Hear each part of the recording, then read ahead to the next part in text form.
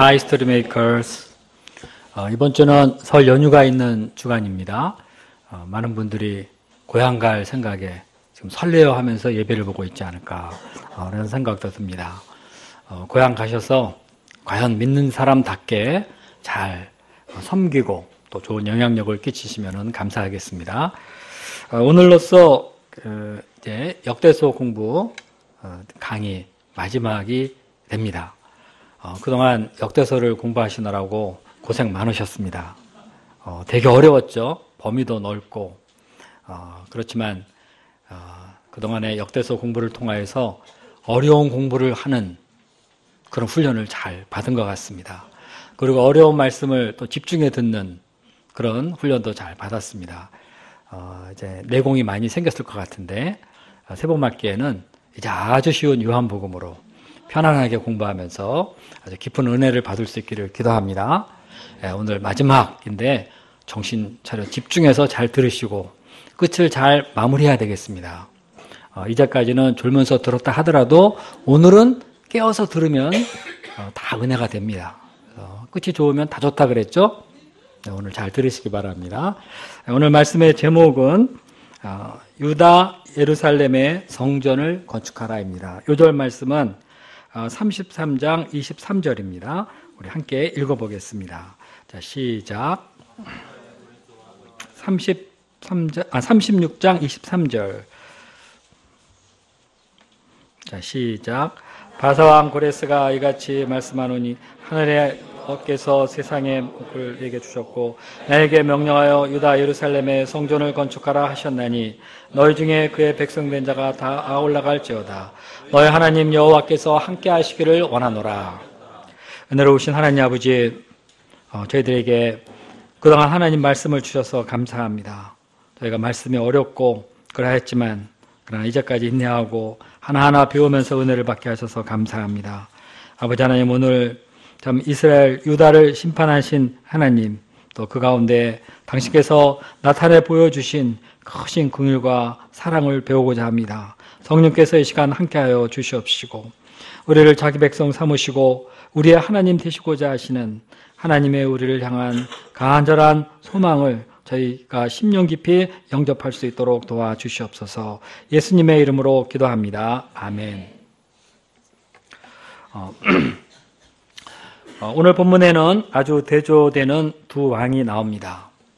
이는 므낫세 왕과 요시야입니다. 우리가 말씀 공부를 통해서 잘 알지만 므낫세는 하나님의 말씀과는 정반대로 치달아가던 왕이었습니다. 그의 행적을 보면 그는 모든 면에서 어찌하든지 하나님의 말씀과는 반대로 하기로 작정을 한 사람 같습니다. 이런 그와 그를 따르는 백성들은 하나님의 무서운 심판을 받습니다. 그런가 하면 뒤에 이어 나오는 요시야 왕은 하나님의 말씀을 알고는 어쩌든지 말씀대로 하고자 몸부림치는 투쟁을 하며 나라와 민족을 살려보려고 애를 씁니다. 그러나 그는 참 아쉽게도 전쟁에서 전사합니다. 그리고 남유다 왕국은 급속도로 죄의 길을 달려 결국 바벨론 제국의 점령당에 멸망해버리고 말았습니다. 그런데 우리가 오늘 본문에서 보아야 할 것은 누가 어떻게 무엇을 하였느냐, 이것이 아니라 하나님이 이들을 어떻게 돌보셨느냐 하는 것입니다. 저는 성경을 읽을 때마다 요시야 왕의 종교 개혁을 살펴볼 때 정말 너무 훌륭한 왕이었는데 그의 개혁이 그의 죽음으로 중단되고 남유다가 속절없이 멸망하는 것을 보고 참 아쉬워했습니다. 그러면서 생각하게 되는 것은 바로 므낫세의 죄입니다. 왜냐하면 성경은 유다가 멸망한 것은 요시야의 안타까운 죽음 때문이 아니라 바로 므낫세의 죄 때문이었다 하고 여러 번 강조해 말하고 있기 때문입니다. 그러나 여호와께서 유다를 향하여 진노하신 그 크게 타오르시는 진노를 돌이키지 아니하였으니 이는 므낫세가 여호와를 경노케 한 그 모든 경노를 인함이라. 또 열왕기하에 또 이런 말씀이 있습니다. 이 일이 유다에게 임함은 곧 여호와의 명하신 바로 저희를 자기 앞에 물리치고자 하심이니 이는 므낫세에 지은 모든 죄로 인함이다. 이 말씀에 의하면 하나님은 므낫세의 범죄를 보고, 예를 들면 요시야 왕과 같은 사람이 아무리 뒤에 와서 이를 보충하려고 하고 하나님을 온 마음으로 믿고 섬기고자 애쓴다 하더라도, 그런다고 내가 지나갈 줄 아냐? 아니다. 므낫세의 죄, 바로 그 죄 때문에 나는 누가 무슨 짓을 해도 이 진노를 결코 돌이키지 않을 것이다. 유다는 최후를 맞을 것이다. 이 므낫세의 죄 때문에 하고 말하고 있는 것입니다. 이 므낫세의 죄는 결국 나라를 말아먹은 죄가 되었습니다. 그런데 우리가 본문을 보면서 놀라는 것은 이런 지독한 죄인이었던 므낫세가 하나님 앞에서 겸손히 회개하였을 때 하나님은 그를 용서하시고 왕으로까지 복귀시켜 주셨다는 것입니다. 이 이야기는 성경에 나오는 가장 위대하고 극적인 용서와 회복의 이야기입니다. 열왕기서는 인간의 죄와 그 결과로서 닥치는 심판이 얼마나 무서운가를 정말 우리 읽어보면 간담이 서늘해질 정도로 냉혹하게 기록하고 있는데, 똑같은 역사 기록인데도 이 역대에서는 하나님의 놀라운 자비, 곧 회개하는 자들에 대한 뜨거운 사랑을 말해주고 있습니다. 그래서 므낫세의 이 이야기는 자기 백성을 향한 하나님의 본심이 무엇인가를 보여줍니다. 하나님은 이 역대서를 통해서 남유다 왕국에 대한, 좀 더 확장해서 말하면 북이스라엘을 포함하고 그리고 온 세계 역사 속에서 퍼져 살고 있던 당신의 백성들에 대한 그 하나님의 사랑, 그리고 그들을 향한 하나님의 계획이 무엇이었는가를 감동적으로 전해주고 있습니다. 그런 의미에서 오늘 본문의 므낫세 이야기는 역대서 기록의 절정에 해당된다고 보아도 좋을 것입니다. 이 시간에는 먼저 므낫세가 범한 악행과 또 이런 그에게 임한 하나님의 심판, 이어져 나오는 하나님의 은혜가 무엇인지를 중심으로 살펴보고, 이어 요시야 왕의 개혁과 그 뒤를 이은 왕들의 죄악과 나라의 멸망, 그리고 이어 나타난 하나님의 자기 백성을 향한 크신 자비를 함께 생각해 보겠습니다. 제1장 므낫세의 악행과 하나님의 자비, 33장 1절을 보십시오. 므낫세가 왕위에 오를 때 나이 12살이었습니다. 그는 예루살렘에서 55년 동안 통치했습니다. 그런데 그는 여호와 보시기에 악을 행했습니다. 2절을 보십시오. 그가 여호와 보시기에 악을 행하되 여호와께서 이스라엘 자손 앞에서 쫓아내신 이방 사람들의 가증한 일들을 본받았다, 이렇게 말하고 있습니다. 여기서 므낫세가 하는 악행, 또 그가 본받은 이방인들의 가증한 일이란 다름 아닌 바로 우상 숭배를 말합니다. 그의 아버지 히스기야 왕은 이런 우상은 유다에 결코 있어서는 안 된다 하면서 다 헐어버렸는데, 그 아들 므낫세는 그것을 다 회복시켜 세웠습니다. 그의 아버지는 그 앞에 아사랴 왕이 폐쇄해버린 성전문을 열고 예배를 회복시켰는데, 그 아들 므낫세는 그와 반대로 성전 예배를 폐하고 산당의 문을 다시 열고 우상 숭배의 길을 활짝 열어주었습니다. 그 아버지 히스기야 왕은 무너진 성전의 제단을 다시 세웠는데, 므낫세는 그곳에 바알의 제단을 쌓고 아세라 목상을 세웠습니다. 자, 아세라와 바알에게 경배한다는 것은 풍요와 다산을 기원한다고 하면서 그것을 빌미로 남녀가 모여서 음란의 축제를 벌였다는 겁니다. 므낫세는 그 성전 마당에서 하늘의 모든 1월 성신을 경배하며 섬겼습니다. 그는 떠오르는 태양을 보고 경배했습니다. 그리고 해마다 정월이면 온 백성과 함께 동해로 가서 솟아오르는 태양을 보면서 소원을 빌었고, 정월 보름이 되면 달 보고 제사 드리고 또 빌었습니다. 아마 이번 주에 많은 사람이 동해로 갈 것입니다. 별을 보고는 물병자리니 사자자리 어쩌고 저쩌고 이름을 지어 별자리를 만들어서 그 앞에 갖가지 제사를 지내고 오늘의 운세를 보고 이에 따라 하루를 살았습니다. 그는 하나님을 버리고 이런 것을 신으로 삼고 경배한 것입니다. 그는 흰놈의 아들 골짜기에서 자기 아들을 불가운데로 지나게 했습니다. 이것은 암몬의 신인 몰록에게 제사를 지낼 때 장자를 불태워 희생제물로 드리는 건데 므낫세가 바로 이런 짓을 했다는 겁니다. 이외에도 그는 점치고 요술, 사술 등 갖가지 매직을 행하면서 그런 사람들을 통해서 사람들을 미혹했습니다. 그는 신접한 자들 박수무당을 끌어들여 우리식으로 말하면은 작두 위를 걷게 하고 덩덕쿵 춤추고 살풀이 굿도 했다는 겁니다. 그는 박수무당들의 말을 신임해서 해마다 이들의 말을 듣고 구멍나무 밑에서 돼지머리 놓고 향 피우고 돈 바치면서 절을 했습니다. 이뿐만이 아닙니다. 그는 자기가 직접 나무로 목상을 조각해서 이것도 신이다 그러면서 여호와의 전에 세웠습니다. 33장 9절을 보십시오. 유다와 예루살렘 주민이 므낫세의 꾀임을 받고 악을 행한 것이 여호와께서 이스라엘 자손 앞에서 멸하신 모든 나라보다 더욱 심하였더라. 이 정도면 우상 숭배로 쩔어 있던 이방인들도 유다와 그 백성들이 하는 것을 보고 아이고 형님 그동안 몰라 뵀습니다. 이렇게도 하는군요 하면서 우상 숭배에 관한 한 수 배우는 그래서 찾아오는 정도가 되었다는 겁니다. 제가 지금 므낫세의 죄에 대해서 아주 상세하게 길게 지금 말을 했습니다. 이렇게 길어야 용서할 때 그 은혜가 돋보이기 때문에 본문도 아주 길게 상세하게 기록했습니다. 자, 그러면 하나님은 이들을 그대로 두셨습니까? 그렇지 않습니다. 10절을 보십시오. 여호와께서 이런 그들이 이런 악을 행하는 동안 많은 선지자들을 보내 돌아오라고 하였습니다. 그러나 그들은 결코 듣지 않았고 돌아오지도 않았습니다. 자, 결국이 어땠습니까? 11절을 보십시오.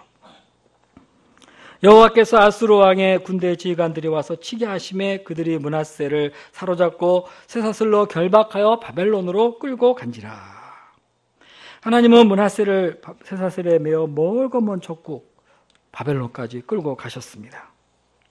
자, 그런데 이 큰 범죄를 저지른 므낫세에 대한 하나님의 심판의 기록이 그가 그렇게 지독하게 죄를 범했던 만큼 이 심판의 기록도 아주 좀 길어야 될 것 같은데 본문은 짧게 11절 하나로만 끝이 납니다.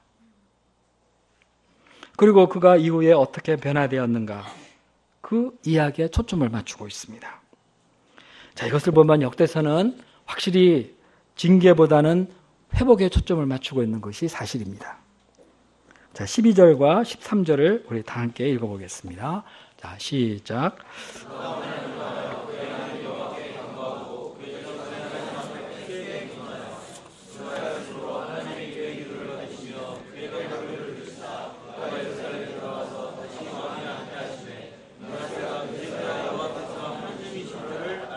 네, 므낫세는 이렇게 환난을 당하고서야 자기가 그토록 섬기고 절하고 아주 극성스럽게 의지했던 우상들이 아무것도 아니라는 것.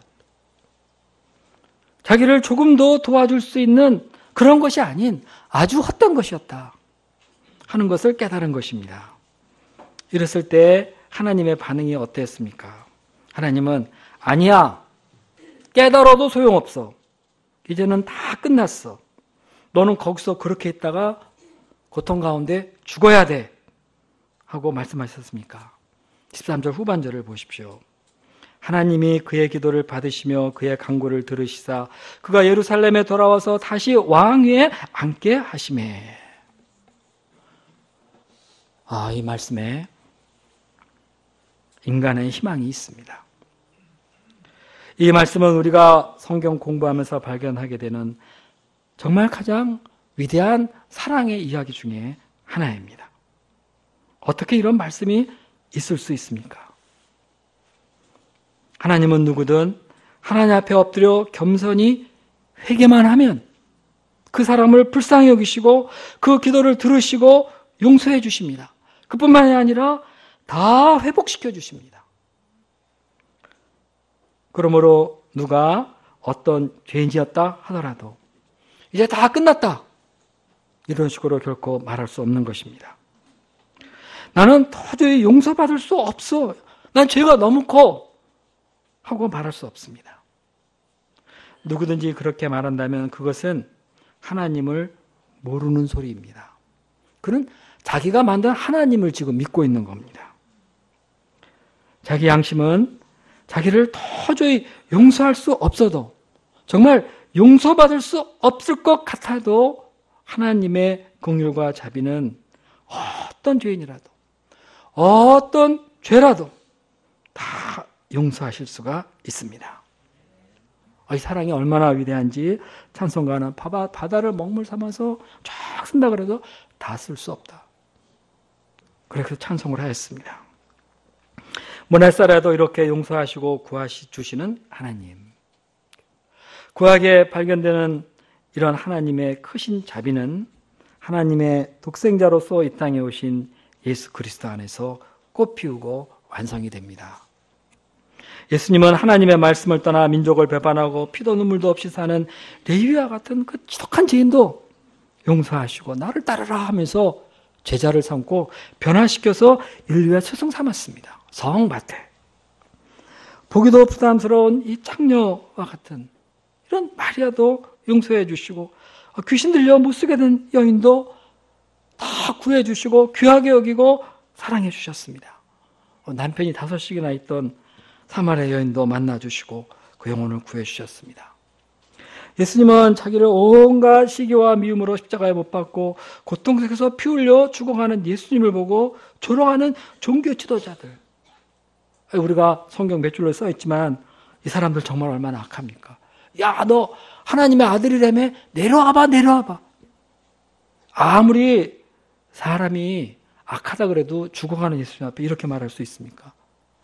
그러나 예수님은 이들을 보고 아버지여 저들을 사하여 주시옵소서, 자기들이 하는 것을 알지 못합니다. 뭔가 몰라서 지금 저런 소리를 하고 있습니다. 용서해 주십시오. 그리고 온 교회를 무너뜨리기로 결심을 하고 예루살렘 성도들을 다 그냥 샅샅이 찾아서 감옥에 가두고, 그것도 모자라 흩어져 있던 성도 잡으러 가던 바울도, 교회 원수된 이 바울도 만나주시고 용서해 주시고, 그리고 그를 큰 일꾼 사도 삼아주시고 구원 역사에 사용해 주셨습니다.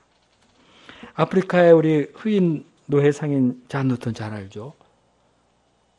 이 사람이 한 짓을 하나 생각해 보면 이것도 사람이 아닙니다. 흑인들을 와서 그냥 그물로 던져가지고 고기잡도 잡아서 배에다 쳐놓고, 그리고 배에서 두들겨 패고, 그리고 곳곳에 노예를 팔아서 돈을 벌어간 이런 잔 뉴턴도 하나님은 긍휼히 여기시고 구원해 주셨습니다. 그는 자기가 받은 은혜가 얼마나 놀라운지 압니다. 그래서 어메이징 그레이스, 어디서 들어보던 은혜, 이게 아니라 어메이징 그레이스, 이런 은혜가 다 있는가 하면서 찬양을 만들었습니다. 이렇게 예수님은 그 누가 어떤 죄를 범했더라도 그를 대신하여 십자가에 피 흘려 죽으시면서 죄값을 다 담당해 주셨습니다. 바로 이런 예수 그리스도의 십자가와 희생과 은혜 안에서 므낫세도 용서되고 다시 왕이 될 수도 있었습니다. 그리고 그 나라 백성들이 다시 하나님의 백성으로서 돌아올 수 있었습니다. 우리는 이 하나님을 잘 알고 있습니까? 므낫세의 하나님은 독생자 예수 그리스도를 보내주신 바로 그 하나님이십니다. 그런데 여기서 더 놀라운 것은 예루살렘으로 돌아와 다시 왕에 앉은 므낫세, 그가 이 하나님의 은혜를 잘 감당했다는 것입니다. 우리는 하나님의 용서를 받고 이제 은혜롭게 새 삶을 산다 할 때 다시 옛날에 지었던 죄 반복하는데, 므낫세는 그러지 않았습니다. 그는 정말 은혜를 은혜로 아주 깊이 영접을 했습니다. 자, 33장 13절을 보십시오. 므낫세가 그제서야 여호와께서 하나님이신 줄을 알았더라. 므낫세가 그제서야 여호와께서 하나님인 줄을 알았더라. 그는 자기에게 일어난 이 은혜를 깨닫고 그때서야 정말 이 하나님이 정말 하나님이구나 하는 것을 알았습니다. 누가 이렇게 자기를 용서하고 그 먼 적국으로 쇠사슬에 끌려서 매어서 끌려갔는데 다시 돌아오게 해서 왕이 되게 하실 수가 있을까? 그는 엎드려 기도하였고 응답받으면서 바로 이 하나님을 깨달은 겁니다. 이 하나님, 여호와가 정말 하나님이구나. 이것이 그를 변하게 했습니다. 자, 14절부터 17절을 보면 그는 하나님께서 자기를 다시 왕으로 세웠을 때 나라를 위해서 열심히 일을 했습니다. 성을 높이 쌓고 견고한 성읍에는 군대 지휘관을 배치해서 국방을 튼튼하게 했습니다. 자, 13절과 15절 말씀. 우리 15절 말씀을 다 함께 읽어보겠습니다. 자, 시작.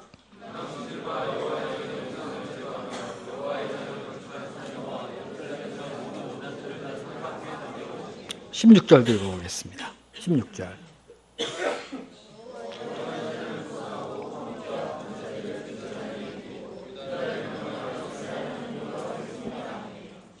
네. 여기서 마지막 그 17절은 백성들이 하나님의 말씀에 무지해서 산당에서 제사를 드리기는 했지만 그래도 그들은 오직 여호와 하나님께만 제사를 드렸다는 겁니다. 므낫세는 자기 손으로 더럽힌 여호와의 전과 이 유다 이스라엘 땅에서 우상을 다 제거하고 나라를 깨끗하게 하였습니다. 그는 성전을 다시 건축하고 말씀이 명하는 대로 화목제와 감사의 제를 드렸습니다. 과거는 백성을 깨워서 우상 숭배를 하게 하였지만 이제는 그들을 돌이켜서 오직 여호와 하나님께만 제사를 드리게 하였습니다. 자, 이것을 보면은 하나님을 안다는 것이, 우리가 믿는 이 하나님이 정말 하나님이라는 것을 안다는 것이 얼마나 중요한가를 알 수 있습니다. 그리고 이것을 알게 된다는 것이 얼마나 큰 은혜인가도 알 수 있습니다. 이것을 알아야 편하고 이것을 제대로 알면 죄와 싸울 수 있기 때문입니다. 우리가 말씀을 공부하면서 하나님을 아는 지식을 얻습니다. 그리고 본문처럼 회개하고 엎드려 기도하면 하나님의 은혜와 능력이 우리에게 임하면서 우리는 이걸 체험하면서 하나님을 만납니다. 그리고 우리의 삶이 다 변하는 것입니다. 우리가 이 하나님을 알아야 되겠습니다. 그동안 받은 은혜는 많지만 뭔가 이렇게 막 어렵고 잘 풀려가지 않으니까 이 하나님의 기억이 슬슬 사라지고 하나님을 믿는다고 뭐 되나 하는 이런 생각이 우리 마음속에 많이 들어온 것 같습니다. 이 하나님께 대한 분명한 믿음이 우리에게 나타나지 않습니다. 부족합니다. 그러나 하나님은 엎드려 기도하는 사람들에게, 기도하는 교회의 능력으로 함께 하시고 당신을 내가 참 하나님이다 하시면서 나타내시기를 기뻐하십니다. 우리 가운데 하나님을 하나님으로 다시 하는 이 역사가 충만하기를 기도합니다. 봄학기를 앞두고 겸손히 엎드려 기도할 수 있기를 기도합니다. 제가 작심한 게 하나 있는데 3월 첫 주부터 월요일부터 목요일까지는 특별 새벽 기도회를 해가지고 합니다. 날마다 새벽에 제가 말씀 전하면서 말씀의 은혜를 함께 나누고 함께 엎드려 기도하기를 원합니다. 기도하겠습니까? 말은 그렇게 하는데 잘 안 하더라고요. 이건 우리만 그런 게 아니라 다른 데도 많이 그런가 봐요. 광주센터에 어떤 목자님은 새벽 기도에 대해서 열심히 막 했는데 그때 반응하는 게 아멘 하고 그냥 너무나 감동적인 아멘을 해서 야, 내일부터는 변하겠구나 그러는데 전과 같이 2명 나왔답니다. 아멘 못 믿겠어요. 그러나 우리 한번 작심을 하고 이 봄학기에는 우리가 믿는 이 하나님이 정말 하나님인 줄 다시 알고 체험하고 다시 알고 그 은혜와 능력 속에 거하게 되기를 간절히 기도합니다. 므낫세에게 하나님은 기도로 응답하셨듯이 우리가 기도하면 이 하나님도 우리에게 응답하시면서 우리의 많은 어려운 문제를 다 제하여 주실 것입니다. 우리가 이 하나님께 기도할 수 있는 것은 하나님께서는 우리에게 예수 그리스도라는 이름을 주셨습니다. 이 이름이 어떤 이름입니까?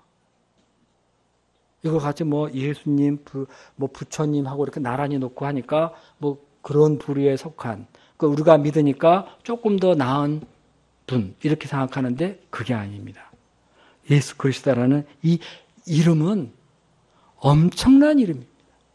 우주를 뒤엎어버릴 수도 있는 그런 창조주의 이름입니다. 이거는 보증이에요. 우리 신앙의 보증이 되는 이름입니다. 하나님이 그렇게 하셨습니다.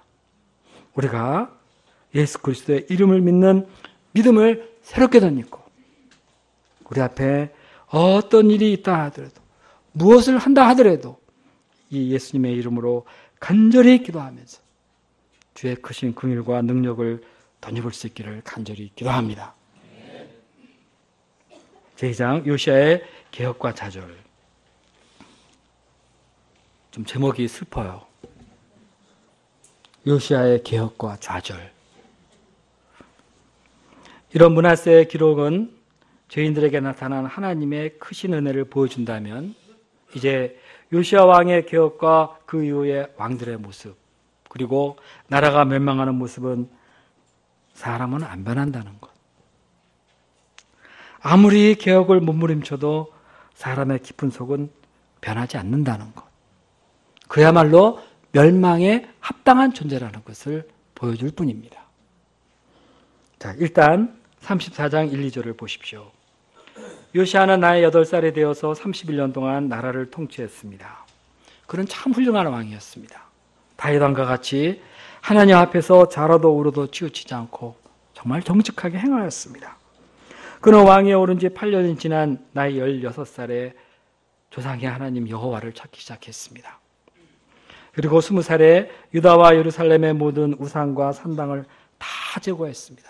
하나님을 믿는 백성이 이게 뭐냐 그러면서 그는 우상 숭배하는 제사장들의 뼈를 찾아서 우상 숭배하던 이 제사장들의 뼈 무덤을 찾아서 뼈를 다 꺼내가지고 제단 위에 다 빻아 불살라 없애버렸습니다.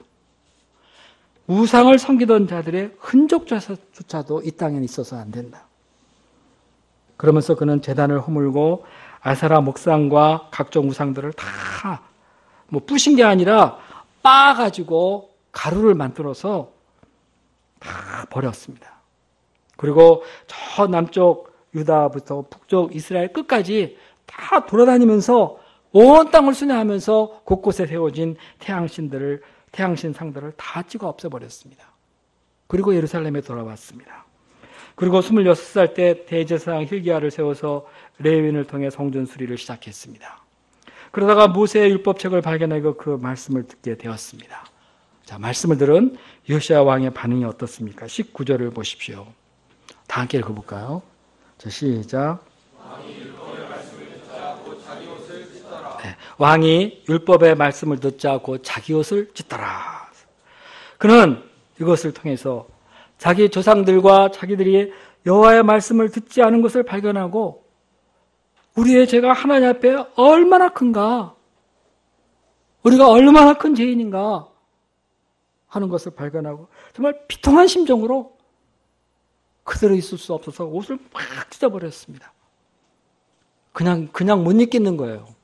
너무나 비통해서 옷을 팍 찢어가면서 회개를 하는 것입니다.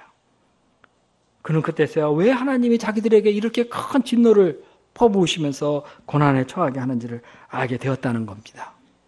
이때 그는 자기들을 향한 하나님의 뜻이 무엇인지, 이렇게 죄악으로 꽉 찬 자기들을 향한 하나님의 뜻이 무엇인지 알고자 황급히 여선지자 훌다에게 사람들을 보냈습니다.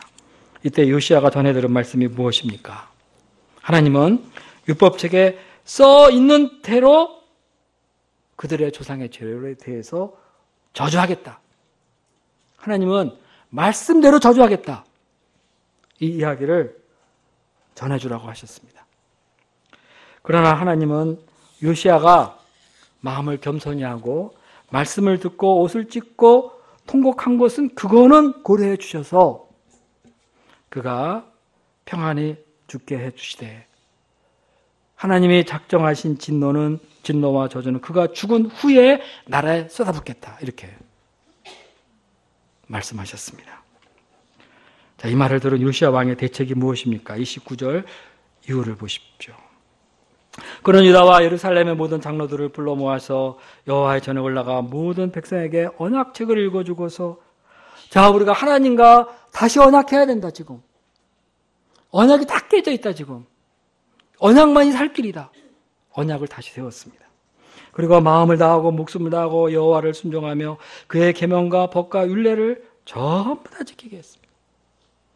그는 앞에 우상 숭배 하던 것을 다 제거했다 그러는데 또 한 번 온 땅에 순회를 하면서 우상에 가증한 것을 다 제거하고 이스라엘 땅의 근본을 깨끗하게 하고자 애를 썼습니다. 이뿐만이 아닙니다. 그는 어느 왕보다도 더 철저하게 유월절을 날짜와 규례에 맞추어서 지켰습니다. 성경에 써있는 그대로 하나도 틀리지 않고 그대로 지켰습니다. 모든 사람이 다 하나님께 유월절 제물을 바칠 수 있도록, 보니까 가나에서 제물을 바칠 수 없는 사람이 있으니까 내가 소와 양을 줄 테니까 이거로 하나님 앞에 유월절 제물을 드려라. 그러자 다른 지도자들도 백성들을 위해서 제물을 다 내놓았습니다. 그래서 온 나라 백성들이 인격적으로 하나님 앞에 유월절 제사를 드리게 하였고, 그리고 규례대로 7일 동안 무교절을 지켰습니다. 이 무교절 지키는 것도 보통 큰일이 아닙니다.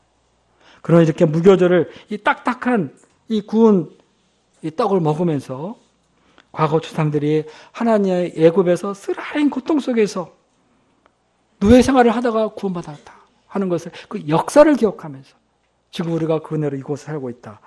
이 구원의 하나님을 묵상케 한 것입니다. 이것이 바로 요시야 종교개혁의 절정입니다. 자, 이것에 대해서 성경은 이렇게 말하고 있습니다. 18절, 19절을 다 읽어보겠습니다. 18절, 19절. 자, 시작.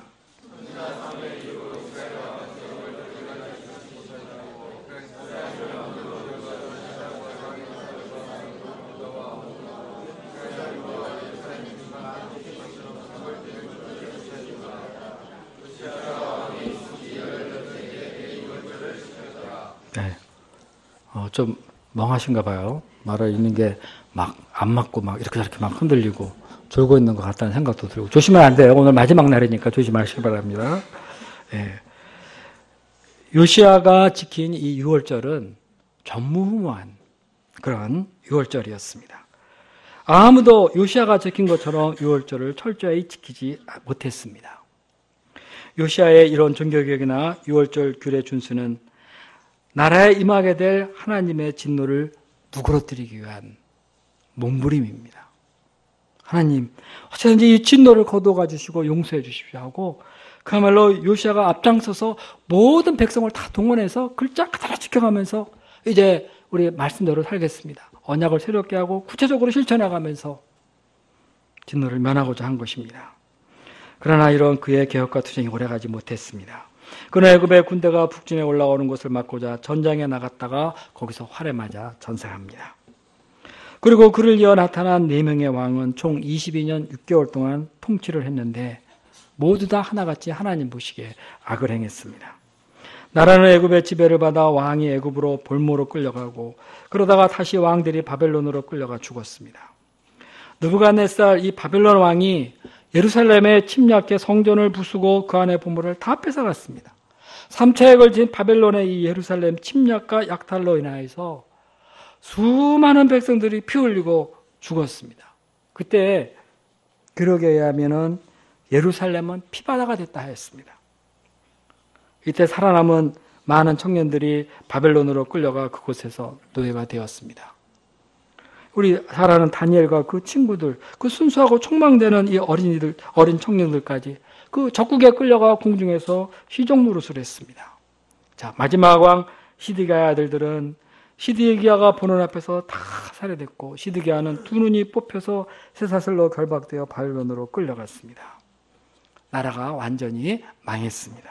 이제 왕도 없고 백성도 없고 성전도 없어졌습니다. 이러한 나라의 멸망의 가르쳐주는 교훈이 무엇입니까? 간단한 겁니다. 망할 자는 망한다. 하나님의 심판은 분명하다.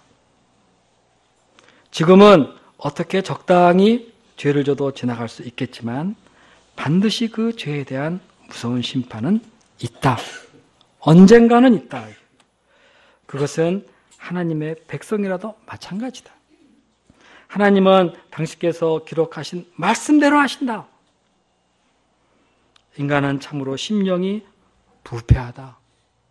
아무리 용서를 거듭거듭하고 경고에 경고를 거듭해도 회개는 잠깐, 하나님을 떠나 죄악대로 살고자 하는 그 본성은 결코 변하는 것이 아니다. 그래서 인류가 갈 필연의 길은 심판과 멸망뿐이다. 이거를 말해주고 있습니다.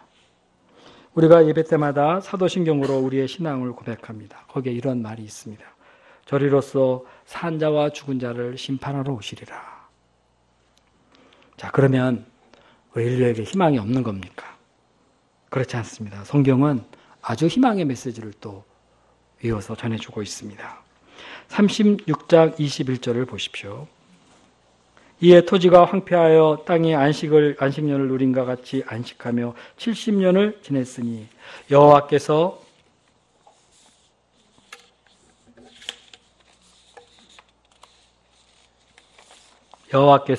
예레미야 입으로 하신 말씀이 이루어졌더라. 성경의 기자는 나라가 망해 그 토지가 황폐하게 되었지만 그것을 땅이 안식년을 누리는 것으로 말하고 있습니다. 땅은 우상과 죄로 수많은 전쟁과 환란으로 지쳐 있었던 것입니다. 땅도 쉬어야 한다는 것입니다. 너무 땅도 그동안 피곤했습니다. 다 쉰다 하는 것은 앞날이 있다는 것입니다. 희망이 있다는 겁니다. 안식 후에 새롭게 될 소망이 있다는 겁니다. 실제 하나님은 예레미야 선지자의 입을 통해서 말씀하신 70년 동안 그 땅을 쉬게 하셨고 또 예루살렘 성전이 완전히 붕괴되고 포로로 끌려간 후 다시 돌아와서 성전을 세우기 시작한 때까지 정확히 70년을 채우시고 그 백성을 다시 고국으로 돌려보내셨습니다. 36장 22절, 23절을 우리 다 같이 읽어보겠습니다. 자, 시작.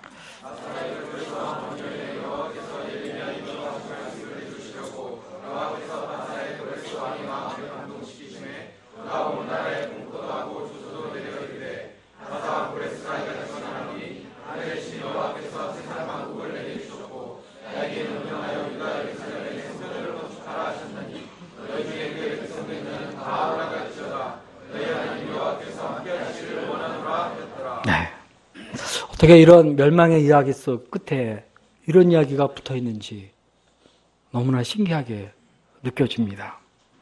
하나님은 때가 되자 바벨론 제국을 무너뜨리시고 페르시아 신흥 제국의 고레스 왕을 통해서 회복의 작업을 하신 것입니다.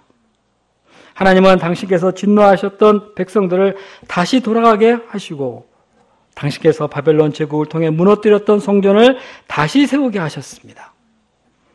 이것은 이제 진노를 끊으시고 그들의 예배를 다시 받겠으며 나는 그들의 하나님이 되겠다는 것입니다. 하나님은 그들이 죄를 범했을 때 말씀대로 심판하시지만 그들을 돌려보내실 때도 말씀대로 정확히 70년 후에 돌려보내셨습니다. 이로써 이스라엘 백성들은 하나님의 말씀이 진리요 말씀하신 그 하나님이 참 하나님이다 하는 것을 깨달았습니다. 그들은 므낫세 왕의 깨달음을 그대로 깨달았습니다. 그래서 그들은 바벨론으로 돌아온 후 다시는 우상 숭배하지 않았습니다. 므낫세가 그랬던 것처럼 성전을 세우고 하나님께 예배를 드리며 하나님의 주신 말씀을 그들은 이제 다 믿었습니다. 그들은 하나님이 1월 성신 곧 하늘의 별과 달과 해를 만드신 창조주라는 것을 알게 되었습니다. 그 하나님을 믿기 시작했습니다. 그들은 바알이나 아세라가 먹을 것을 주는 것이 아니라 하나님이 계절과 기후를 섭리하면서 오국백가를 얻게 하신다는 것을 알았습니다. 포로로 끌려갔던 자기들의 예언대로 정확히 70년 후에 돌아오는 것을 보고 하나님이 역사의 주관자라는 것을 깨달았습니다. 이제 그들은 더 이상 하나님 외에 어떤 신도 믿지 않고 어떤 것도 신으로 삼지 않고 오직 여호와 하나님께만 예배를 드렸습니다. 예수님이 올 당시에 유다에는 우상 숭배가 전혀 없었습니다. 지금도 없습니다. 유다에는. 세상 모든 민족, 모든 나라의 우상과 미신이 지금 넘쳐나고 있지만 이스라엘 백성들에게는 우상이 없습니다. 그들은 여호와 하나님만이 참 하나님이다. 지금도 변함없이 순수하게 흔들리지 않고 믿고 있습니다. 이것이 어디서 온 겁니까?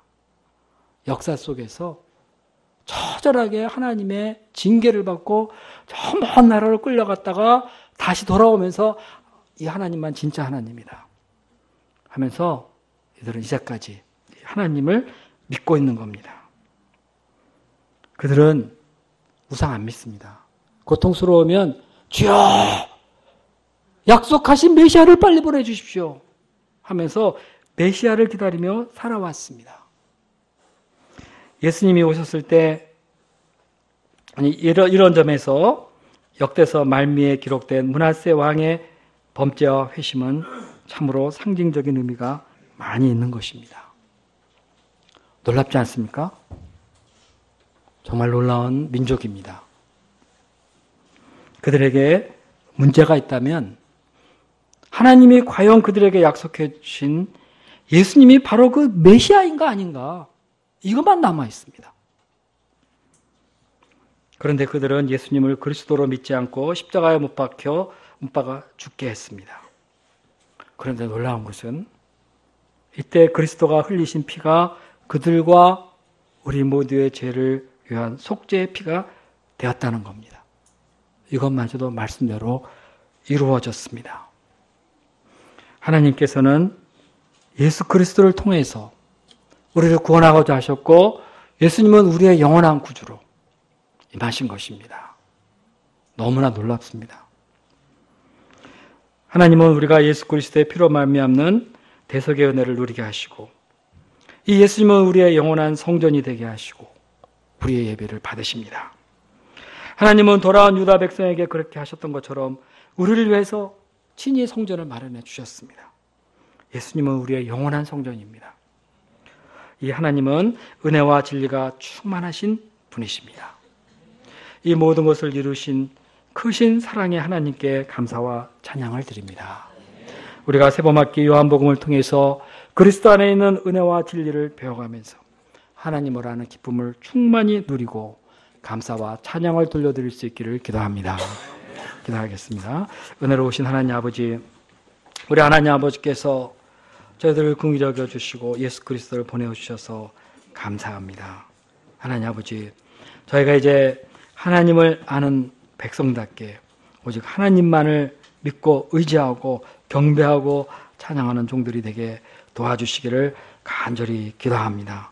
어떠한 죄인이라도 엎드려 회개하고 그리스도를 붙들 때 다 용서하시고 잔선 삼으시고 영생을 주시고 왕같은 제사장으로 세우시는 이 하나님의 크신 사랑을 저희 평생에 충만히 누리게 도와주시옵소서. 그동안 역대서 말씀과 함께 하신 우리 하나님께 감사를 드립니다. 예수님의 이름으로 기도했습니다. 아멘.